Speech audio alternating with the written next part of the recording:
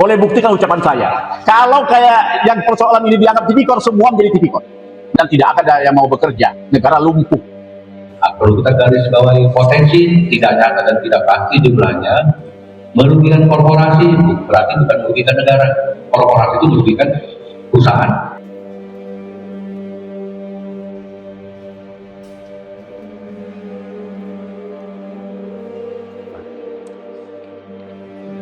Ada dijelaskan bahwasanya keuangan BUMN berbeda dengan keuangan negara. Itu faktornya bisa Begini, itu sudah jelas di Undang-Undang BUMN bahwa keuntungan dan kerugian BUMN bukanlah keuntungan atau kerugian negara.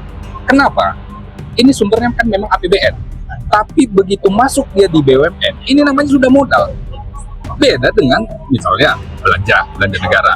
Uang itu langsung mempunyai peruntukan. Kalau ini kan sebagai modal.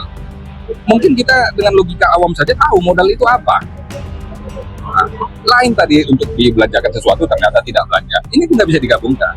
Jadi saya berpikir atas dasar itulah pasal itu ada di Undang-Undang BUMN bahwa keuntungan dan kerugian negara bukanlah keuntungan atau kerugian BUMN atau sebaliknya.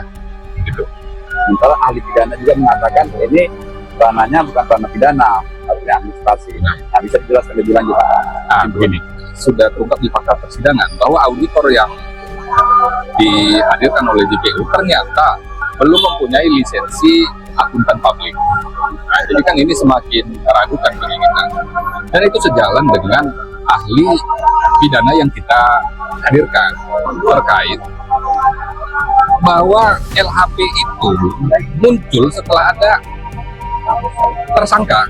Seharusnya ada dulu kerugian negara, barulah dicari tersangka. Ditambah dengan pelanggaran SK direksi itu bukanlah pelanggaran peraturan perundang-undangan.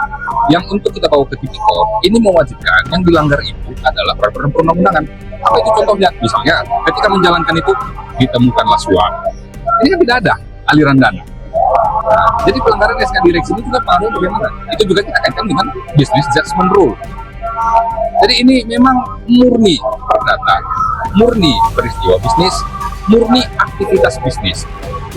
Ditambah lagi, apalagi terkait itu juga sudah ada putusan pilot yang sudah ada di kamar yang lain. Berlaku juga asas ultimum remedium. Artinya sudah tercapai itu asas ultimum remedium yang menyatakan pidana itu berada di belakang. Dan ini kan terbukti sudah dijalankan lewat pilot.